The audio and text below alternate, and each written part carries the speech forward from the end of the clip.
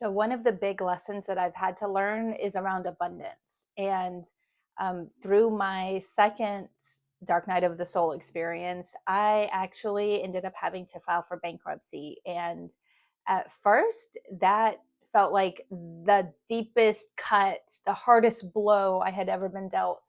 And then I realized that actually being able to file for bankruptcy was freedom. I was no longer like tethered to all of this debt and the heaviness that comes along with it. And as a single mom myself, I felt like it was all on me, which I'll talk a little bit more in a second. Um, just a little disclaimer, I am not a financial advisor, so I'm not advising anybody to file for bankruptcy. Please go find your own bankruptcy attorney or financial advisor. I'm not your girl for that. But during the process, I did realize that um, not having those financial responsibilities added onto my plate allowed me to really focus more on making decisions that were more aligned with what I really wanted to do and not just making a decision based on how much money it would bring me because I had to use that money to pay for all of this debt.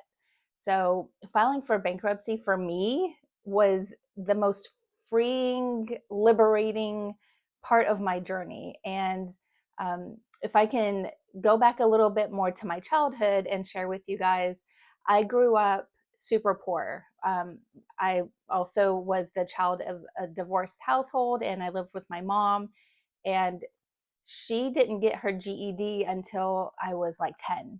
So in those early years, she was working like really minimum wage jobs. So we lived in public housing project, and we were on food stamps and never had a car. We had to walk everywhere or take the city bus. So it was really hard financially growing up. And so in those early formative years, I learned subconsciously that getting money is hard, that I have to struggle or hustle to even just barely make it by.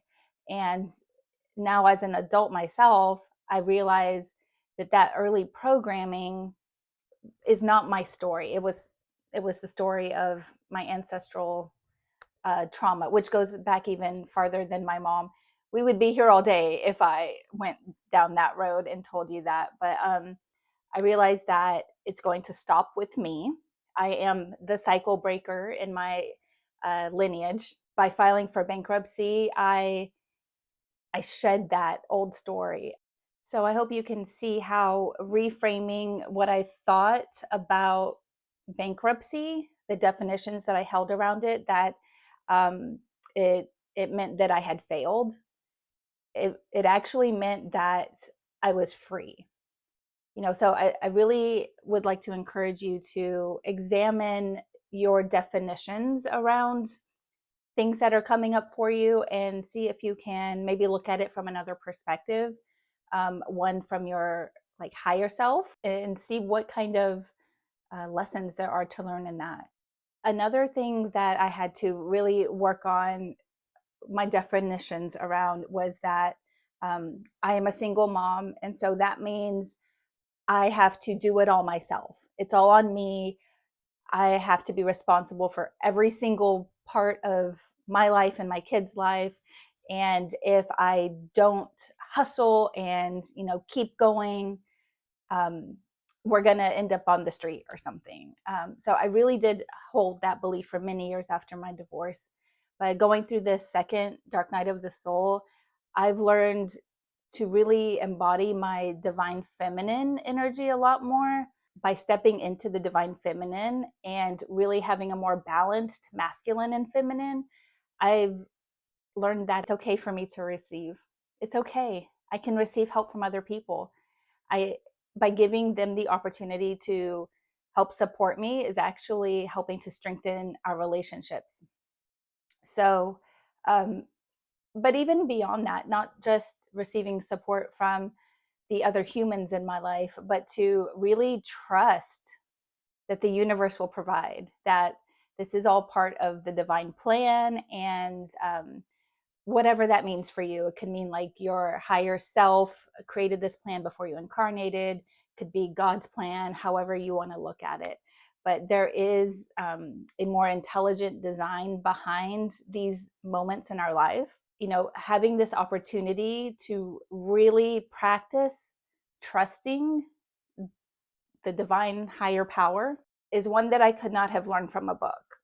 And I know that if I did not learn this lesson now, it would come back up in a few years. These things are cyclical. So, what I did actually for this was I made a list of all the abundance that I've received while going through this dark night era that seems to have been focused on um, abundance and money and work and purpose and that kind of stuff. So I made a list of all the ways that I've received over the last, at that time, I went back 30 days from that time. And I realized, oh, my friend invited me out for lunch and she paid for me. I was watching a YouTube live and somebody gifted me a membership. I applied for a grant and actually got the grant. It was $500, so not terribly huge, but super helpful still. And that, I won't go through all of the examples, but it really helped me to kind of reframe what abundance means and to know that I don't have to hustle to get what I need, and that it is okay to trust the universe and that I am safe. Um, and that feeling of not feeling safe when it comes to money and all of that is really in the root chakra. So I did a lot of work on my root chakra and my sacral chakra, which is right above it. Once I did all of this work, like opportunities started flooding in, and I knew that, okay, I've learned this lesson, I've cleared this from my ancestral line, and I can move forward now, not just in faith, but in knowing that I am divinely supported, which is huge. It's huge. The next thing